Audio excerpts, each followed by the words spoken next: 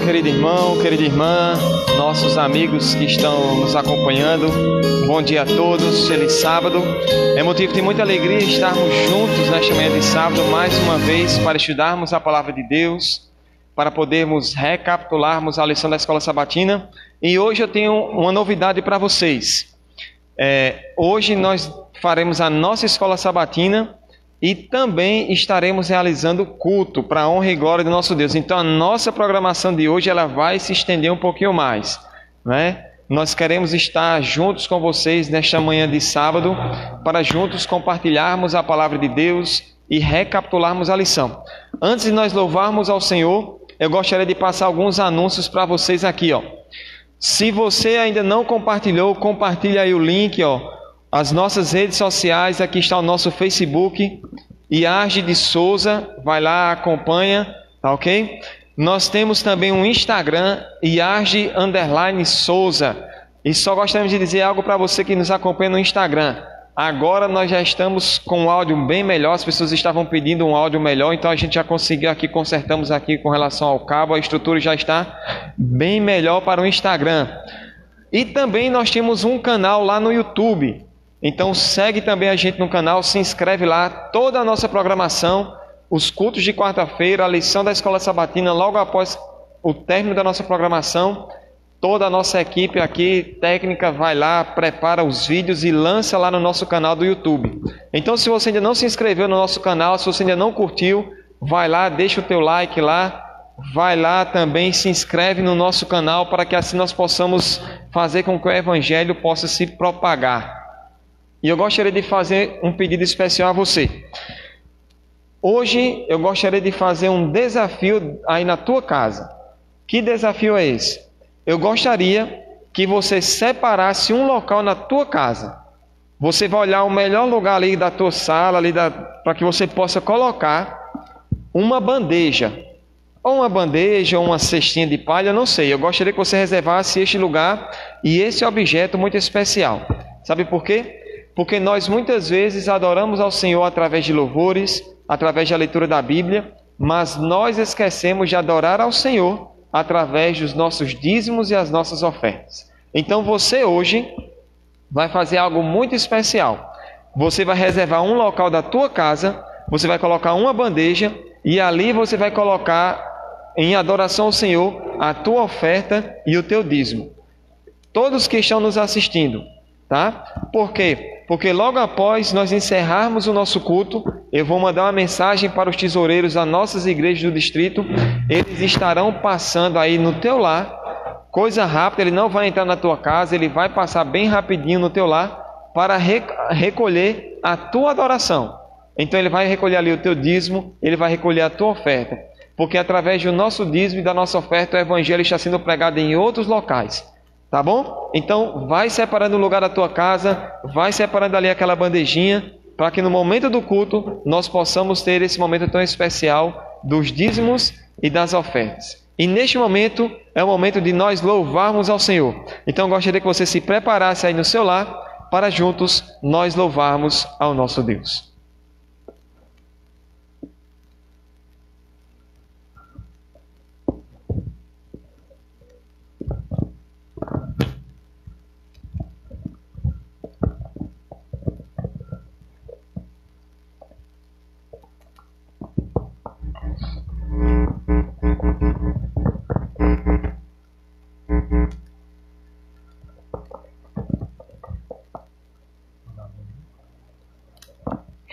Bom dia a todos, sejam bem-vindos, né? Mais uma programação da Escola Sabatina.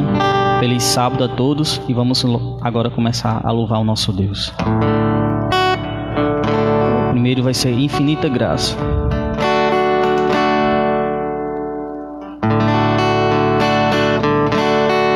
Conforme a tua infinita graça, ó Pai, perdoa minha transgressão,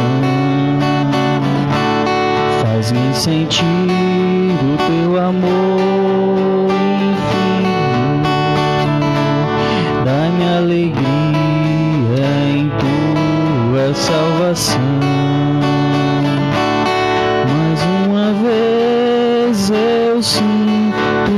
pecado,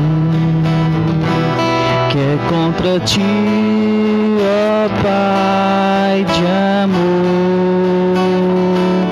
Concede, ó Deus, a mim misericórdia, entoarei a ti o meu louvor. Meu coração entrego a ti contrito, perdão imploro, meu Senhor e Rei, conforme a tua infinita graça, misericórdia sim alcançarei. Mais uma vez eu sinto meu pecado, que é contra ti, ó Pai de amor. Concede, ó Deus, a mim misericórdia, entoarei a ti o meu louvor. Amém.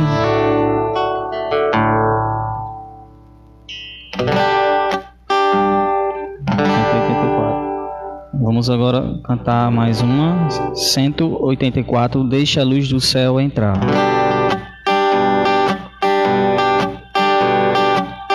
Anseias hoje a salvação fruir, tem desejo de a escuridão banir. Abre, pois, o coração de par em par, deixa a luz do céu entrar. Deixa a luz do céu entrar, deixa a luz do céu entrar. Abre, pois, o coração de par em par, deixa a luz do céu entrar. Cristo, a luz celeste, quer morar em ti, para iluminar o teu caminho aqui. Sempre do pecado o coração limpar, deixa a luz do céu entrar. Deixa a luz do céu entrar, deixa a luz do céu entrar. Abre, pois, o coração de par em par, deixa a luz do céu entrar. Que alegria andar no brilho dessa luz, vida eterna e paz no coração produz. Entrega agora o Salvador Jesus, deixa a luz do céu entrar. Deixa a luz do céu entrar, deixa a luz do céu entrar. Abre, pois, o coração de par em par, deixa a luz do céu entrar. Amém.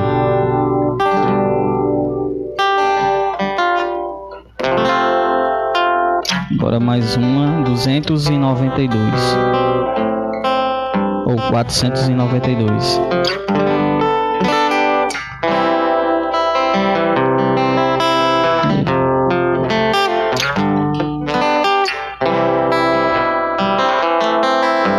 Lado a lado.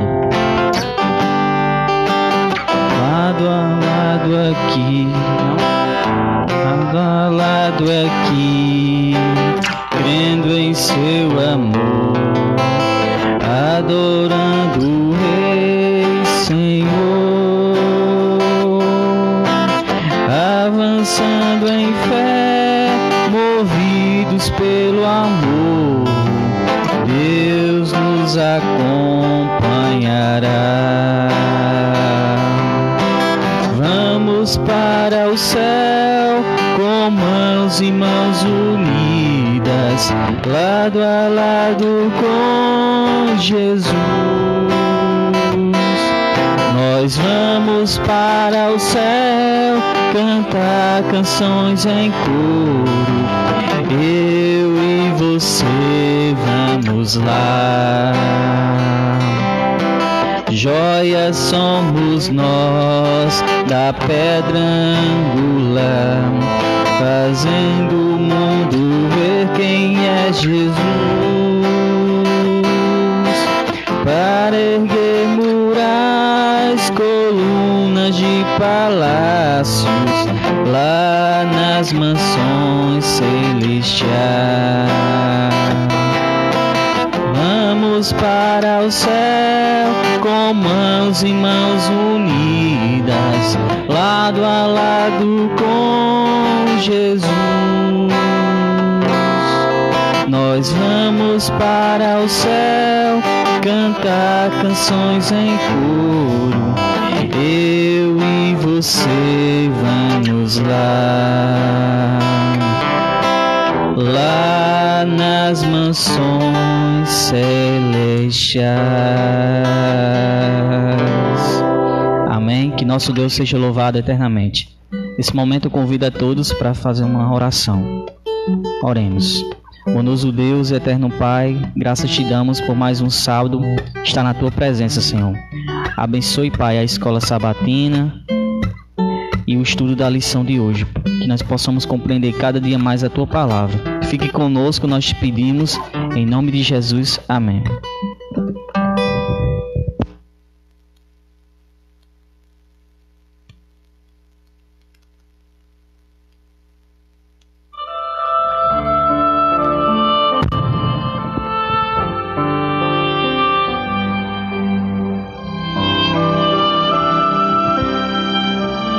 Como é bom nós louvarmos ao Senhor. Como é bom, como diz o salmista, como é bom render louvores ao teu nome, ó Altíssimo. E louvado seja Deus porque você estava cantando aí na tua casa, né, no aconchego do teu lar, transformando o teu lar num lugar de adoração, um lugar da habitação do nosso Deus. E eu gostaria de reforçar o pedido que eu fiz há poucos instantes. Separa um lugar da tua casa, você que ainda não estava nos assistindo desde o início, separa um local, separa uma bandejinha ou uma cestinha, não sei, mas separa alguma coisa para que você possa devolver ao nosso Deus ali o seu dízimo e a tua oferta, porque isso também faz parte da nossa adoração, tá ok? Então nós vamos ter esse momento muito especial hoje. E falando em momento especial, chegou o momento da nossa lição, e hoje nós temos dois convidados especiais, né? Hoje nós temos, e eu gostaria já de convidar os nossos amigos, nós temos o nosso irmão Josué. Nosso irmão Josué, ele é estudante de teologia, está se preparando para ser pastor, pode entrar. Gostaria de convidar também o nosso irmão Eduardo, né? Nosso irmão Eduardo também é estudante de teologia, para nós podermos estudar a lição da Escola Sabatina. Sejam muito bem-vindos aqui ao nosso programa, nosso culto de adoração ao nosso Deus. E temos certeza que você que está aí do outro lado, você vai poder se aprofundar um pouco mais da palavra do nosso Deus. Podem se sentar, podem ficar à vontade. Gostaria de deixar esses momentos agora para vocês, né, falarem para os nossos amigos que estão nos assistindo, vocês se apresentarem um pouco melhor. Talvez vocês sejam até mais desconhecidos para mim, que sou pastor, do que para os nossos irmãos, né? Eu conheço somente aqui o Eduardo, mas é um prazer, José, lhe conhecer também. Que Deus continue abençoando vocês nessa jornada aí do teológico, né? São futuros ministros do Evangelho. E eu gostaria que vocês aí se apresentassem para os nossos queridos irmãos.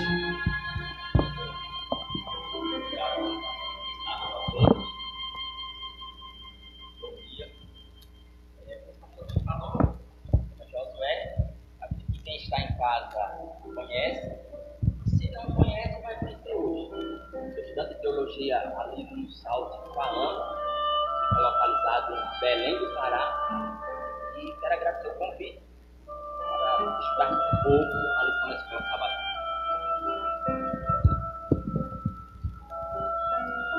Então, algumas pessoas do distrito aqui de Souza me conhecem, sou bastante conhecido. Na verdade, eu sou natural do distrito de Souza, sou filho desse amado distrito, sou da cidade ali de São Bento, uma terra abençoada. Também curso o curso de teologia no Salto Faama e estamos sempre aí buscando servir naquilo que podemos. Amém. Muito bem.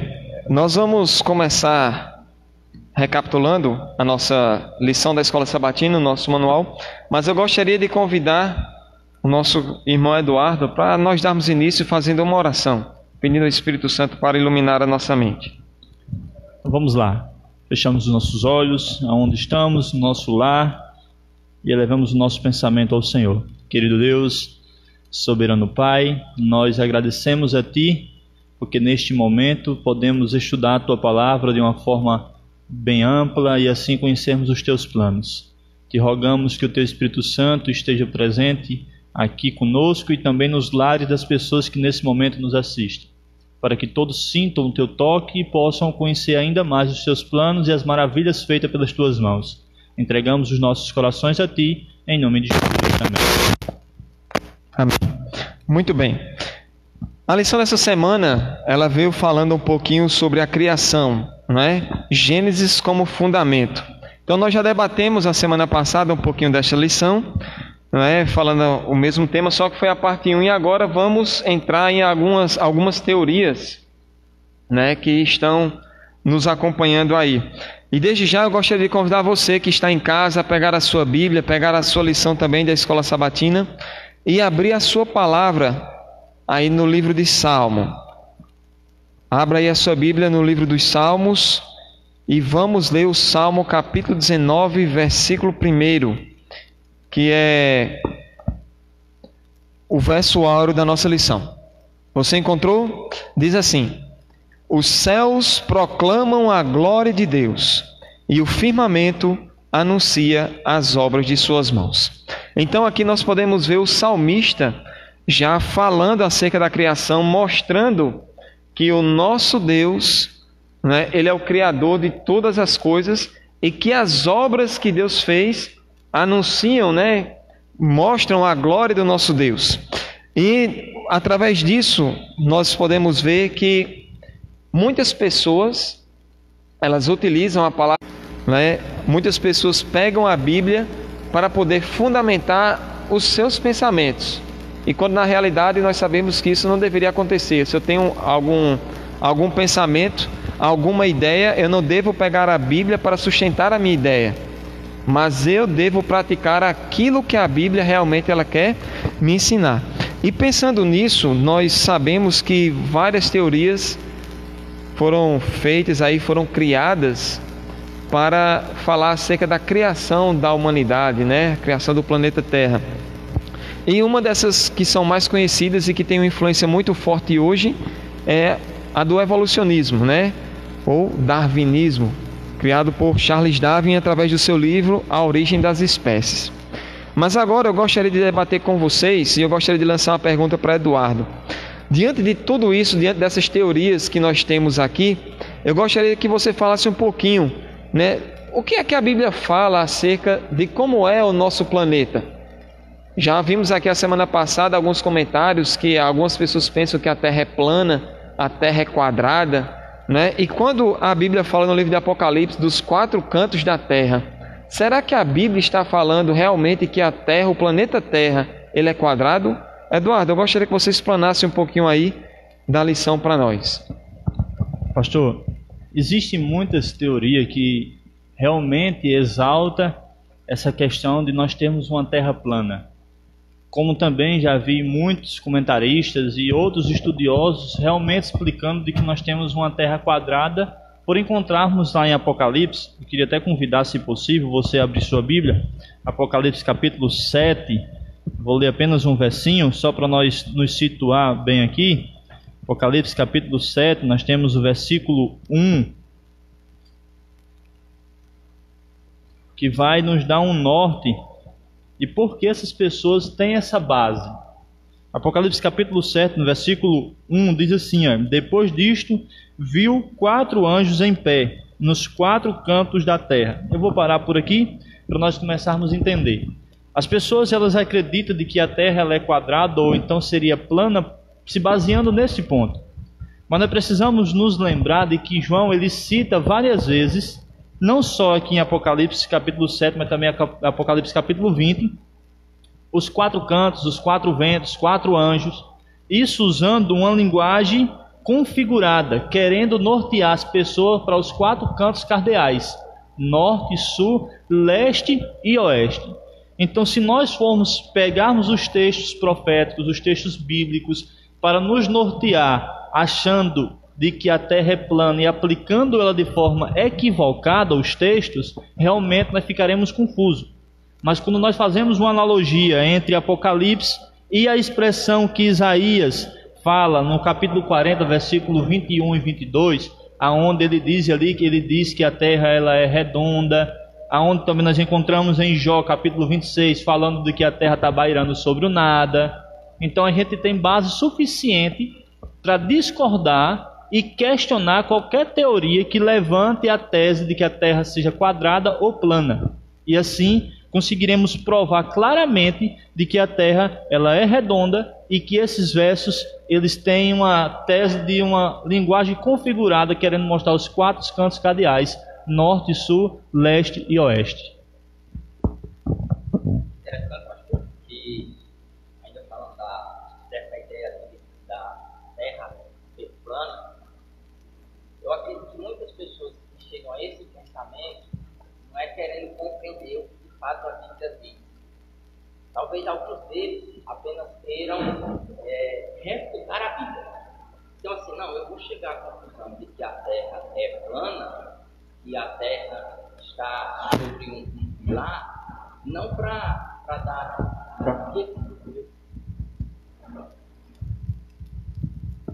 Acho que agora vai dar certo. Fiquei até com a voz agora mais, né? Então assim, eles pegam essas teorias de dizer, não, a terra é plana, a terra está sobre um pilar, ou alguma coisa do tipo, para tentar provar, tentar dizer de que a Bíblia não é um livro confiável. Então assim, a gente precisa entender que alguns autores, na verdade alguns escritores, quando eles olham para a terra, quando eles olham para a criação de Deus, cada autor ele vai ter um pensamento diferente sobre o que ele está vendo, e isso é lógico. Se nós aqui olharmos para determinado objeto, cada um vai decifrar o objeto da sua forma, da sua maneira. Então assim, existem textos, por exemplo, aquele texto que Josué orou e o sol parou, mas como assim? É o sol, é a terra, quem é que se move? Então a gente precisa entender, e é isso que a lição vem abordando durante esse trimestre, de que Deus ele leva em consideração a compreensão humana. Então a Bíblia ela não é ditada por Deus. Então quando Deus inspira, Deus entende que a mensagem ela é passada pelo homem, mas é uma mensagem divina. E a gente precisa levar isso em consideração quando formos estudar a palavra de Deus. Isso. Ou seja, quando o autor bíblico ele vai descrever a questão do céu, do planeta, não é? Ele está usando a linguagem fenomenológica, não é isso? Ele vai descrever como ele realmente vê. E você pode ver que a Bíblia, diversos autores descrevem a terra de maneiras diferentes. Uma está pairando sobre o nada, não é? João utilizou, como Eduardo bem falou aqui, os 4 pontos cardeais, não é? Mas isso não quer dizer que a terra é plana, que a terra é quadrada, de maneira alguma. O autor bíblico ele está descrevendo da maneira que ele está vendo, não é? Então, nós temos que entender algo muito importante. Eu e você temos que olhar para a Bíblia e vermos que ela não está preocupada em descrever como a terra é. Ela está preocupada em mostrar que existe um Deus criador, um Deus que fez a terra. Agora, a gente hoje tem na nossa mente que o quê? A terra é redonda e ela é achatada nos seus polos, no hemisfério. Por quê? Porque a ciência diz isso. Mas a Bíblia ela não se preocupa em falar se a terra é quadrada, se a terra é redonda, se a terra é um disco. Ela não está preocupada, ela está preocupada em dizer o seguinte, que existe um Deus criador, um Deus que criou todas as coisas e um Deus que mantém esta terra onde eu e você, nós moramos. Pastor, interessante ressaltar um episódio, uma citação de Cristo, quando ele fala com os seus discípulos, e ele cita a questão do pôr do sol. E nós sabemos que o sol não se põe. Então a gente pode analisar e entender que eles usam a linguagem de suas épocas para compreender tal assunto. Assim nós encontramos com relação ao que se diz o formato, a forma.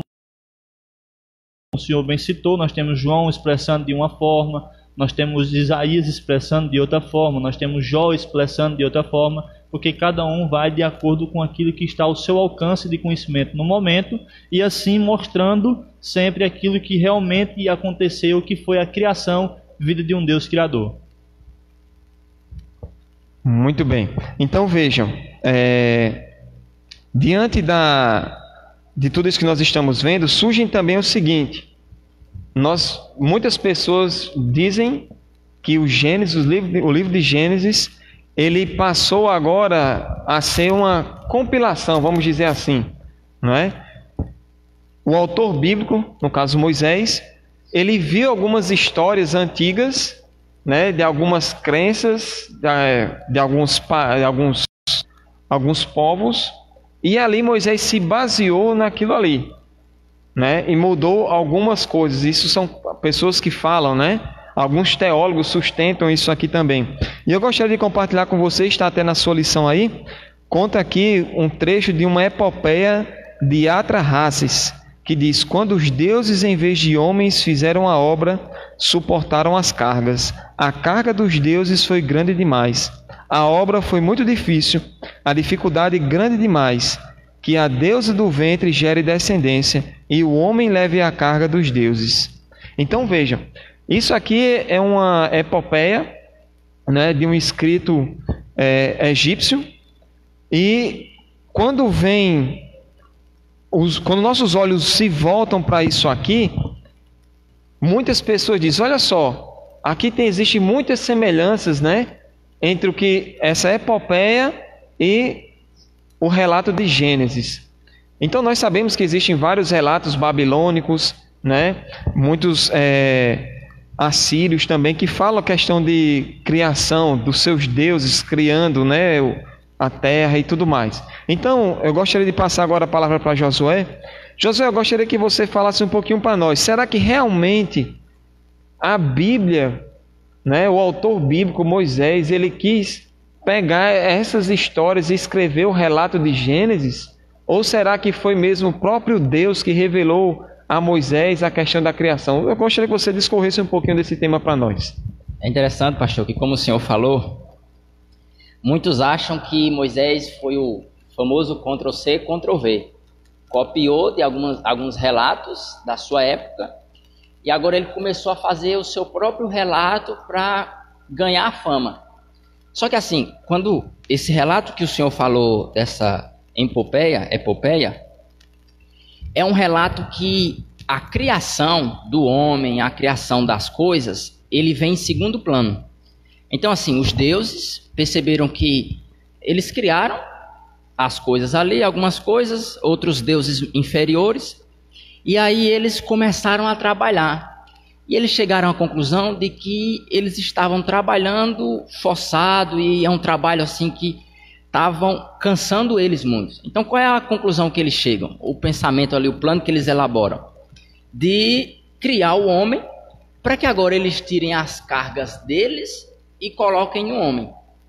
Só que, e outros relatos, tem relatos ali que falam sobre um dilúvio totalmente diferente do dilúvio de Gênesis, a criação, a desobediência ali do homem. Só que quando nós chegamos em Gênesis, nós percebemos que o plano da criação das coisas, do ser humano, não é um plano criado na mente de Deus em segundo plano. Deus decide ali, e nós entendemos que Deus não precisa se cansar, Deus ele não se cansa. Então ele não cria o homem, ele não cria o planeta Terra, as coisas que há no planeta Terra, porque está cansado. Na verdade, o sentimento que leva Deus a criar tudo isso é o sentimento de amor, que é refletido lá em João 3,16, que depois que o ser humano desobedece, Deus dá a sua própria vida. Então assim, aqui no relato de Gênesis, algumas semelhanças em alguns outros relatos. Na verdade, a lição vem abordando um relato, mas existe mais de 270 relatos de mitologias egípcia, babilônica. Na China nós temos uma mitologia também quase semelhante à de Gênesis. Só que quando nós chegamos aqui, a primeira coisa que nós entendemos no relato bíblico de Gênesis, diferente das outras mitologias, é que Gênesis não é um caos total. Os outros são. Então Deus ele vai criando as coisas ali em ordem. Na verdade, as outras mitologias, se abrindo só um parênteses aqui para quem está em casa, eu não estou dizendo com isso que o livro de Gênesis também é uma mitologia, não. O relato de Gênesis, ele é claro, ele é verdadeiro, só que há uma desordem nos outros relatos.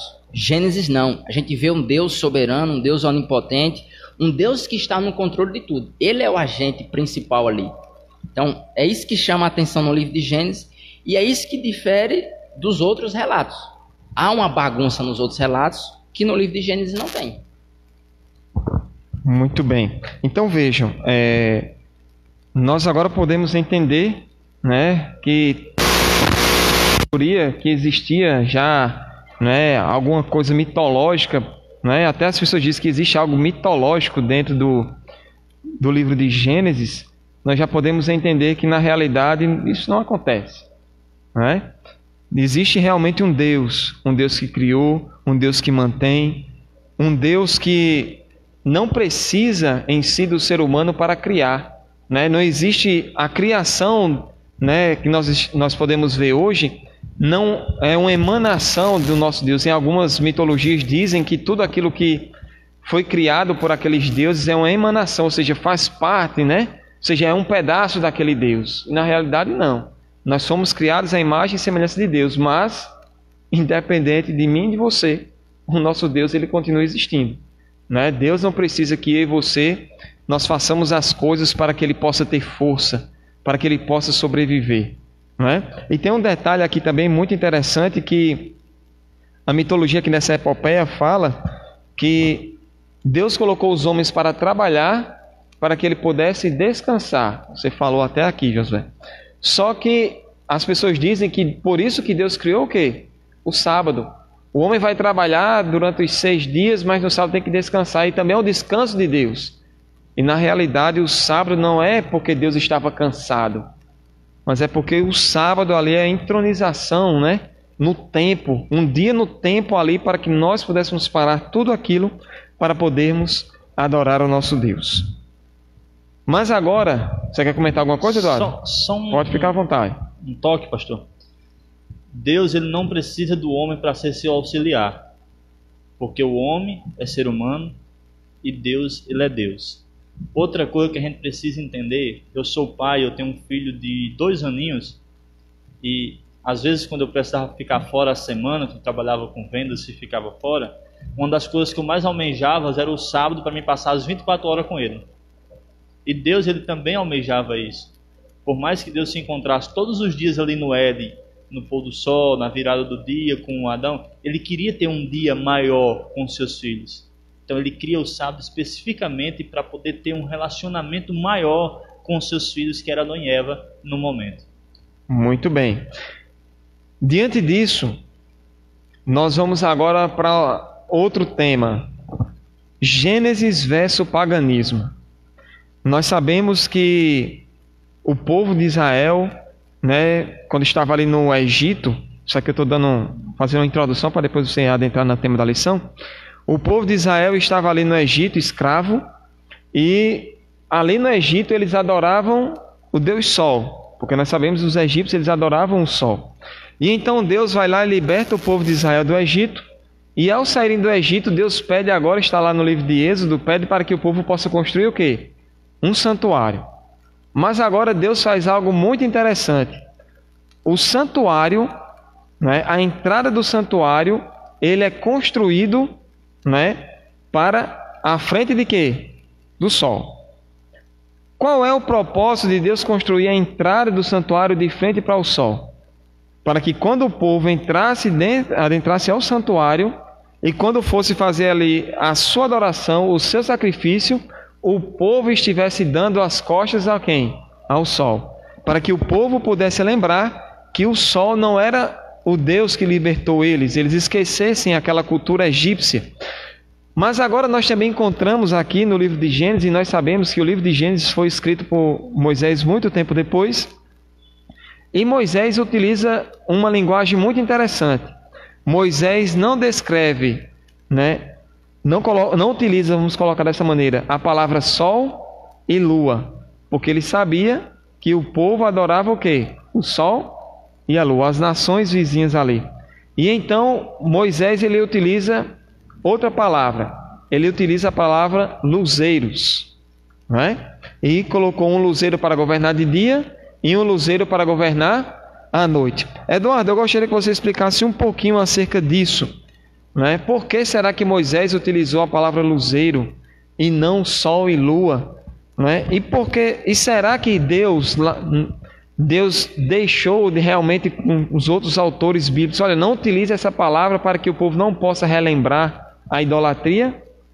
Gostaria que você comentasse um pouco para nós acerca disso aqui. Pastor, a gente precisa ressaltar que Deus ele é soberano e sábio em sua linguagem. Nós sabemos que Deus ele não pegou a mão do escritor para escrever a Bíblia, mas Deus o inspirou. Eu gosto de ficar com o Fernando Canali, que disse que Deus foi além, alcançando até as palavras, porque Deus sabia quando as palavras fossem descritas nos seus livros, elas tinham um poder de levar o povo da antiguidade e até mesmo de hoje a uma compreensão do que realmente Deus queria falar.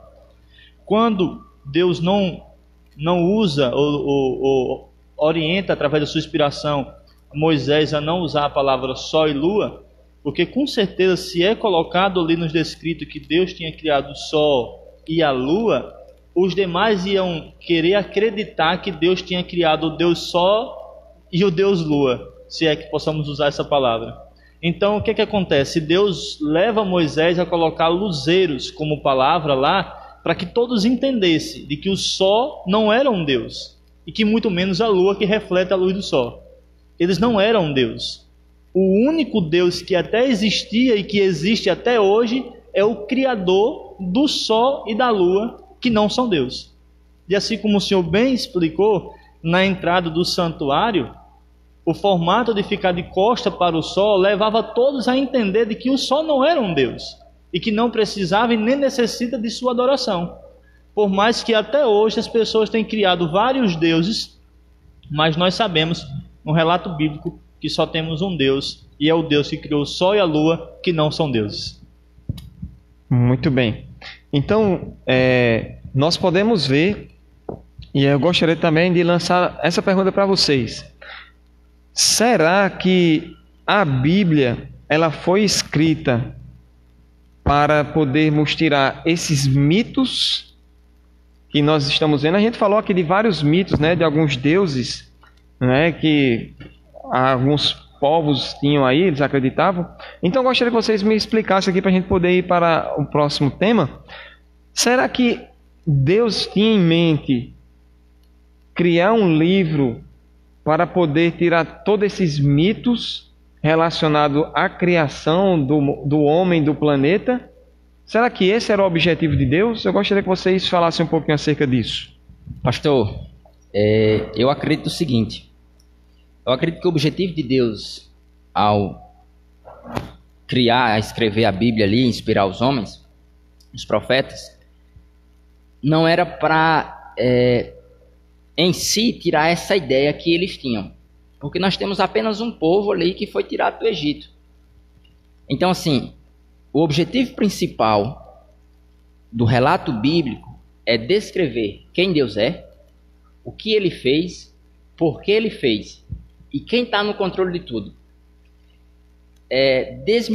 Desmistificar tudo isso é uma consequência.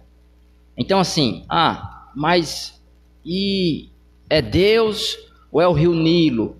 É Deus ou é Bel-Marduk? É Deus ou é Baal? Quem é que realmente governa? Esse não é o objetivo de Deus. O objetivo de Deus, até porque o povo já sabia. Então, assim, esse povo que estava no Egito, eles não viveram eternamente no Egito. Então, vez ou outra eles lembravam, vez ou outras eles entendiam. Embora eles estivessem muito acostumados em estar ali no Egito. Mas o objetivo principal de Deus é deixar claro quem o povo é quem está no controle de tudo, quem criou tudo e por que criou tudo. Então vejam, nós acabamos de ver que a Bíblia ela não foi criada com esse propósito, não foi escrita com esse propósito para poder desmitologizar, vamos dizer que não sei nem se existe essa palavra, mas se não existe, vamos criar agora, né? Tirar esses mitos, né, que as pessoas têm com relação à criação. Então, hoje, infelizmente, nós podemos ver que a Bíblia está sendo utilizada até mesmo para comprovar a ciência, né? As pessoas, como eu falei no início, as pessoas colocam na mente algo e o que elas querem fazer? Elas vão lá e querem arrumar um fundamento, né? Uma base para os seus argumentos. E quando se trata de criação, quando se trata de vida humana, eu creio que não existe um livro mais profundo do que a Bíblia, né? Tem um livro aí de Charles Darwin, né? A Origem das Espécies, mas eu não consigo enxergar naquele livro ali algo tão profundo quanto a Bíblia. E diante dessa profundidade, muitas pessoas querem fundamentar as suas teses, as suas ideias, né? Pegando alguns argumentos da Bíblia, tentando, né, provar por A mais B que a Bíblia diz aquilo, quando na realidade a Bíblia não diz. Para isso, nós utilizamos um termo que se chama religião comparada, né? As pessoas querem fundamentar a sua religião comparando ou com mitologia ou com algum argumento da Bíblia. Então, meus queridos ouvintes, eu gostaria de dizer algo para você muito especial nesta manhã. Não utilize a palavra de Deus para poder fundamentar os seus próprios pensamentos, mas vá para o texto bíblico buscando aprender um pouco mais acerca desse Deus Criador e deste Deus mantenedor. Um Deus que nos sustenta, um Deus que nos mantém. Então é isso que nós aprendemos aqui no livro de Gênesis. Um Deus que criou. Nós não sabemos, a Bíblia não está preocupada em dizer o que aconteceu no passado, antes da criação, né? Porque aquilo que foi revelado para mim, para você, para cada um de nós, era o fundamental, era o suficiente para a nossa vida. E agora vamos nos aprofundar um pouquinho mais. A criação e o tempo. Né? Nós falamos a semana passada que muitas pessoas creem, né, que o tempo já vinha pré-estabelecido, não foi Deus que criou. E muitas pessoas pensam que o sábado surgiu como no estalar de dedos, não colocam na mente que foi o próprio Deus quem criou o tempo. Não é isso? Mas agora a Bíblia também traz a questão de contagem de tempo.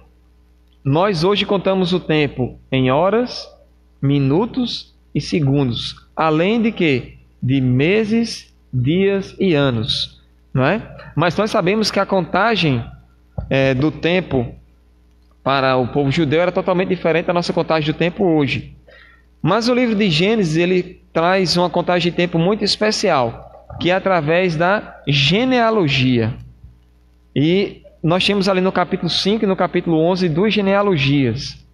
Nós entendemos que aqui existe alguma contagem de tempo. Então, Josué, eu gostaria que você falasse um pouquinho para nós como o autor bíblico aqui, como Moisés contou o tempo através dessas genealogias, ou até mesmo como a lição traz aqui, genealogias. Eu gostaria que você explicasse um pouquinho mais para nós. É interessante que alguns estudiosos, eles dividem o livro de Gênesis em duas partes.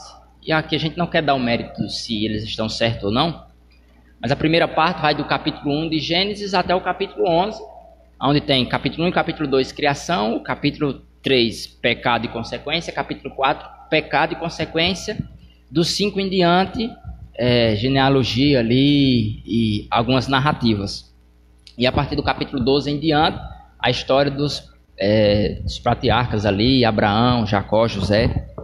Só que é interessante que no relato de Gênesis 5, Gênesis 11, a gente entende que Moisés ele gasta tempo em escrever quem nasceu, com quem casou, quem gerou, e às vezes a gente acaba que cometendo um deslize em dizer, rapaz, por que essa genealogia está aqui no livro?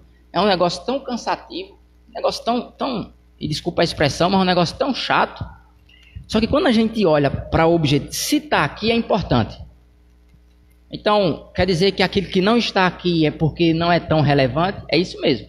Como o senhor falou, Gênesis narra o início, ali quando Deus cria, em diante. Mas e antes? O que acontece antes? Não, se não está no relato, é porque pouco importa. Deus sempre existiu, sempre vai existir. Mas quando nós chegamos aqui no relato, Deus faz questão de dizer, Moisés, ó, lembra, fulano, Adão, casou com Eva, que gerou esses filhos, que esses filhos casaram, que foram gerando outros filhos, para deixar claro de que há uma ordem sequencial aqui e não existe uma interrupção. Não existe... Moisés não abafou alguns casos. Moisés deixou claro que desde Adão até Abraão ali houve uma cronologia. E isso é importante para a gente entender de que o relato bíblico ele não para só na criação. A mitologia é criação, dilúvio, destruição. Acabou e os deuses agora reinando e tocando o terror. Mas aqui não. Aqui há um início e há uma continuidade no relato bíblico, especialmente aqui na descrição de Adão, na descrição de Noé e na descrição de Abraão. E só um detalhe aqui, antes de passar, é interessante que o relato Gênesis 5 em diante até Gênesis 11, várias coisas podem ser extraídas do texto. Dentre elas, essa cronologia na genealogia. Mas outras coisas que a gente pode perceber aqui é que no pensamento judaico é como se, e talvez para quem esteja em casa isso até seja um pouco desconhecido, mas há uma coincidência entre Noé e Adão. E a gente percebe que quando na criação ali, Deus ele cria aves, animais, répteis e o homem. Quando a gente vai para a destruição ali do dilúvio, Deus, ele diz que vai destruir o homem, os répteis, os animais e as aves. Então aquilo que Deus ele cria numa ordem crescente, em Gênesis 1, na destruição com o dilúvio, é a partir de uma ordem decrescente. Outra coisa que a gente pode extrair aqui é que o que levou Adão e Eva a pecar foi comer do fruto. Depois que Noé sai da arca, Noé ele comete um deslize, na verdade um pecado. Qual foi o pecado? Noé era agricultor, plantava ali vinhas, e por meio do fruto, Noé vem também a desobedecer a Deus. Então a gente percebe essas coincidências, esses paralelos entre Adão, entre Noé, e entra ali no cara assim que é sabe aquele cara fenomenal? Abraão. Que Deus agora chama Abraão para cumprir a promessa que ele já havia estabelecido lá com Adão e Eva. Pai de uma grande nação, vou estar aqui no controle e eu vou abençoar, independente de tudo isso. Então a gente vê essas semelhanças aqui no livro de Gênesis, que deixa claro de que Deus ele está no controle. Deus ele é o agente aqui e não é tudo pelo acaso, não é tudo desproporcional. Exatamente. E uma das coisas mais interessantes quando nós vamos para a cronologia, e a gente vai... cronogenealogia, melhor dizendo, é que nós podemos entender o seguinte, que a criação não levou bilhões de anos, né? Que a gente vê aqui a limitação do ser humano também, né? Todos os dias, é assim que a Bíblia até mesmo utiliza, né, esse texto. Então veja, quando eu olho para a criação e o tempo, eu consigo enxergar a cronologia ali, eu consigo enxergar que existe uma sequência, né? A Bíblia ela é fidedigna a isso aí. Moisés ele foi fidedigno ao relatar tudo aquilo ali. Então ele vem com as genealogias e ele não começa no dilúvio, mas ele começa de onde? De Adão, né? Do primeiro homem, ali ele vai descrevendo todas as genealogias. E pegando esse gancho do senhor, a crença de que o mundo levou não sei quantos milhões, bilhões de anos para surgir, Gênesis deixa claro que Deus é atemporal. Então Deus não disse, hoje eu vou criar o luzeiro maior, um exemplo, e daqui a não sei quantos milhões de anos eu vou esperar, eu tenho que esperar para criar o luzeiro menor, e depois não sei quantos bilhões de anos para criar. Deus, ele é atemporal, ele é maior do que o tempo, então ele não precisa desse tempo para dizer assim, não, criar isso hoje, daqui a não sei quantos anos criar outra coisa.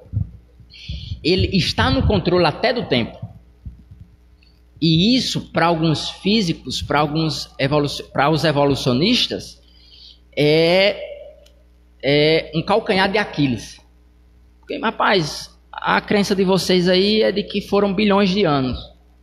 Quando eu olho para a Bíblia, eu vejo um Deus que levou 7 dias ali para criar tudo isso, porque ele tinha um objetivo especial em cada dia da semana. Ele poderia ter criado num estralar de dedos, mas ele tem um objetivo especial em cada dia da semana, e a gente vê isso no sábado. No sábado ele diz, agora a gente vai se reunir aqui, como o Eduardo falou, todo dia eu vou encontrar com vocês na viração do dia, nós vamos separar um dia aqui para a gente relembrar tudo isso. E é por isso que hoje nós guardamos o sábado, porque nós entendemos o que Deus fez lá no início de tudo, e precisamos descansar nesse dia para adorar o Deus Criador e o Deus que depois nos salvou. Então, isso do tempo é importante para a gente entender o relato bíblico. Muito bem. Com relação à parte da quinta-feira, a criação das Escrituras, o interessante é que a Bíblia, por si só, ela se interpreta, e a Bíblia, por si só, ela traz as respostas para muitas indagações, né? Imagina aí se nós estivéssemos somente ali no livro de Gênesis, falando acerca da criação. Então seria algo muito resumido, algo muito sucinto, porque o autor foi direto, né? Mas nós podemos encontrar nas Escrituras diversas passagens, onde até mesmo o próprio Jesus Cristo ele fala da criação, né? Nós podemos encontrar algum salmo que fala também da criação. Nós vimos aqui, vocês utilizaram os textos de Jó, de Isaías. Ou seja, nós podemos encontrar por toda a Bíblia o relato da criação. Então, isso nos mostra que a Bíblia, ela existe uma estrutura, uma coesão muito profunda, né? Os textos estão interligados, os textos não estão escritos no vazio, não é? Então, nós podemos ir para a Bíblia e podemos ver que em todos os locais que você for procurar, em qualquer livro, você vai encontrar alguma coisa falando acerca da criação, né? E isso é muito interessante. Nós podemos encontrar no livro de Mateus, de Marcos, aí está na sua lição, né? No livro de João, no livro de Atos, Romanos, Efésios, ou seja, o Novo Testamento fala de maneira muito forte acerca da criação, de um Deus mantenedor, um Deus criador, né? E só reforçando, Deus não está preocupado, Deus não quis mostrar para nós se a terra era quadrada, se a terra era plana, se é um disco, se é oval, de maneira alguma, né? Deus criou a terra, Deus criou o ser humano, né, para que eu e você pudéssemos desfrutar da beleza da criação e desfrutarmos também da presença de um Criador. E, meus queridos, a lição está muito boa para nós debatermos, mas já estamos chegando ao finalzinho da lição, né? Temos poucos minutos para podermos concluir, e eu gostaria que vocês, agora em poucas palavras, resumissem a lição. Aí, uma mensagem final para os nossos queridos irmãos e amigos que estão nos ouvindo agora, nesta manhã de sábado. A mensagem que eu quero deixar para cada um é que o seguinte: quanto mais a gente estuda a Bíblia, mais a gente se aproxima de Deus, mais a gente compreende o desenrolar da história. Só que assim, o que a gente precisa levar em consideração ao estudar a Bíblia, o que vem em primeiro lugar não é o que eu penso, é o que a Bíblia diz. Em segundo lugar, tem pessoas que, sei lá, saiu um relato arqueológico que comprova alguma coisa que a Bíblia já dizia. Aí tem gente que diz assim, ó, tá vendo? A Bíblia acaba de confirmar o que a física, o que a química, ou o que a arqueologia, ou alguma coisa dessas áreas falou. Só que não é a Bíblia que explica eles. O papel da Bíblia não é explicar eles. Não, é eles quem tem que explicar a Bíblia. É eles quem tem que dizer assim, não, aí, isso aqui está errado. O que eu quero dizer? É como se a gente acha. O mais importante não é o relato bíblico, é o relato de um físico. Então, outra coisa que a gente precisa entender, como diz Deuteronômio, se eu não me engano, 19, capítulo 19, verso 19. Aquilo que não foi revelado, já a palavra já diz, não está revelado. E a gente quer, muitas vezes, forçar o texto para dizer aquilo que nós pensamos. E eu, recentemente, conversando com uma pessoa, e ela estava indignada porque tinha coisas que a Bíblia não explicava detalhadamente, e ela queria que a Bíblia dissesse, e por que João Batista teve que comer gafanhotos, ou por que... Não. Se a Bíblia não diz, o que a Bíblia relata é o importante. Então ali, em Gênesis 1, nós temos no princípio, só que no hebraico é Bereshit, e o no ali, no princípio, o B, o pronome B, quem estuda hebraico, quem tem vontade de estudar, vai perceber que a letra B é como se fosse um colchete. Então, tem alguns estudiosos que dizem assim, a partir desse colchete, está aqui na Bíblia. Antes. Se Deus não fez questão de revelar, é porque de alguma forma, não é que não é importante, de alguma forma, não precisa fazer parte do relato. Se Deus está no controle a partir do B, pode ter certeza que Deus ele esteve no controle antes do B. Então, a gente precisa levar isso em consideração quando for estudar o relato bíblico, a palavra de Deus, o livro de Gênesis especialmente. O autor aqui ele fez questão de abordar essa introdução do livro de Gênesis. É um livro assim muito, muito maravilhoso. A Bíblia em si é um livro maravilhoso, né? Muito bem, Eduardo. Eu quero ser bem breve, só vou concluir o raciocínio de Josué.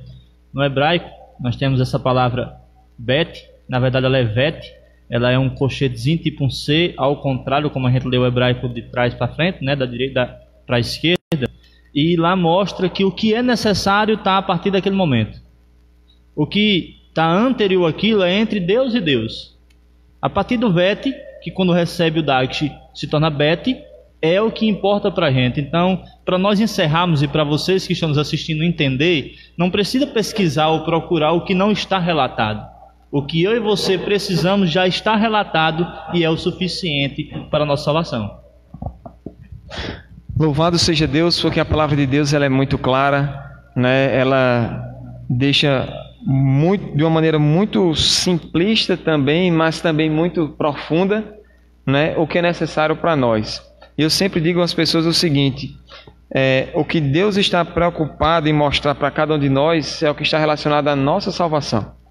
Então, o relato de Gênesis ali vem mostrar que existe um Deus que nos criou, uma humanidade que caiu, que se distanciou de Deus, não é? Mas que aquele Deus que criou também foi o mesmo Deus que fez o quê? Um plano de salvação para resgatar a humanidade. Então, gostaria de agradecer mais uma vez os nossos convidados, né, o nosso irmão Eduardo e nosso irmão Josué. Que Deus continue abençoando vocês nessa jornada aí do teológico. Nós sabemos que eles estão aqui hoje porque diante dessa pandemia estão tendo aulas virtuais, né, não estão tendo aulas presenciais. Concluímos ontem o nosso semestre. Primeiro semestre, né? Ele já o terceiro. O terceiro, né, Josué? No caso, José? o primeiro. Muito bem. Então, ainda tem uma longa jornada, né, pela frente. Mas é um privilégio estar com vocês e gostaríamos também de agradecer ao pastor Edilson, né, lá do Distrito de Cajazeiras, que cedeu aí os nossos queridos amigos para estudar a lição conosco nesta manhã de sábado. Eu gostaria que Josué encerrasse esse momento aqui agora com uma oração. Vamos orar? Você que está em casa, feche os olhos e oremos. Grandioso Deus, soberano Pai, nós agradecemos a Ti por mais uma vez ter tido o privilégio de estudar a Tua Palavra. Obrigado, Deus, porque mais uma vez nós confirmamos a certeza que já tínhamos de que o Senhor esteve, está e sempre estará no controle de tudo. Obrigado porque quando o Senhor criou a terra, quando o Senhor criou o primeiro casal, o Senhor não criou pensando em atribuir a eles cargas e sobrecargas. O Senhor criou Adão e Eva e o Senhor criou o restante das coisas, porque o sentimento que o Senhor tinha, o sentimento que o Senhor tem hoje é de amor. Por favor, Deus, nos ajuda a cada dia a aprendermos mais, a buscarmos mais, estudarmos a Tua Palavra. Fica com cada filho Teu, aonde quer que estejam, que nesse momento eles se sintam tocados, impactados pelo Teu Santo Espírito. Por favor, Deus, nós oramos também para que logo, logo tudo isso venha passar, que a gente possa estar novamente, ter o privilégio de reencontrar os nossos amigos e irmãos para adorarmos o Senhor em unidade. Fica conosco. Nós Te oramos e Te agradecemos, porque oramos em nome de Jesus. Amém. Mais uma vez, obrigado. Eu vou dar continuidade aqui ao nosso programa. Meus queridos, nós falamos para vocês que o nosso culto de hoje ele vai ser um pouco mais estendido, né? Porque nós temos um sábado bem recheado hoje. E só reforçando o que eu falei no início, eu gostaria de pedir a vocês que aí na sua casa você separasse um lugar para que ali você pudesse também devolver aquilo que pertence ao Senhor. Que você utilizasse uma bandejinha, não sei, uma cestinha, algo muito especial para que ali você também pudesse adorar o Senhor através dos seus dízimos e das suas ofertas. Se você é pai, se você é mãe, você também pode juntar aí o seu filho, a sua filha, porque nós vamos ter também a nossa adoração infantil. Os nossos pequeninos também irão participar da nossa live hoje para poderem também adorar ao nosso Deus. E chegou o momento de eu passar alguns avisos para vocês bem rapidinho. Aqui está o nosso projeto Ore, né? É uma oração, reavivamento e edificação. Nós estamos orando durante 3 horários do dia, às 6 horas da manhã, ao meio-dia e às 6 horas da tarde. Tudo isso para que nós possamos buscar a presença do nosso Deus, para nós adorarmos ao Senhor através também da nossa oração. Pedimos a Deus que nos livre desta pandemia. Aqui nós temos também o projeto Compartilha Esperança. Todos os sábados, das 8 horas até o meio-dia, todas as nossas igrejas do Distrito de Souza, elas estarão abertas para poder receber a tua doação. Nós sabemos que existem pessoas que estão precisando de alimento, porque perderam o emprego, estão sem condições de trabalhar devido a esse isolamento social. Portanto, as nossas igrejas estarão abertas das 8 ao meio-dia. No dia 25 de julho teremos um grande evento chamado Impacto Esperança. E você não pode ficar de fora. Adquira o seu livro, entre em contato com o ancião da tua igreja. Nós iremos fazer um grande movimento evangelístico. Um livro muito especial que foi escrito pelo pastor Mark Feeling. É um livro também que você não pode deixar de lê-lo. É o livro Um Ministério da Profecia. Aqui o pastor Mark Feeling vem trazendo de uma maneira muito simples, muito clara, evangelística também, temas que estão sendo abordados no livro de Daniel e no livro de Apocalipse. Gostaria também de deixar esse recado muito especial. Meus queridos, hoje estamos vivendo numa era digital. Então, alguns lugares, os pequenos grupos não podem se encontrar. Então, para que nós não possamos nos distanciarmos dos nossos irmãos, nós gostaríamos de convidar você a fazer o seu PG funcionando através das redes sociais ou até mesmo pelo WhatsApp, pelo Zoom ou qualquer outro tipo de aplicativo. Mas você e o seu PG não podem deixar de congregar. Então, toda sexta-feira, às 7h30 da noite, ou 7 horas, no seu horário do teu PG, vai lá, faz uma reunião, para que assim vocês possam continuar mantendo os laços de amizade e de irmandade também. E eu gostaria de dar um aviso muito especial. Hoje à tarde, às 4 horas, nós teremos um grande treinamento para missionários na web. Então eu compartilhei nos grupos da nossa igreja o link para que você pudesse fazer a sua inscrição. E qual é o objetivo de nós treinarmos os missionários na web?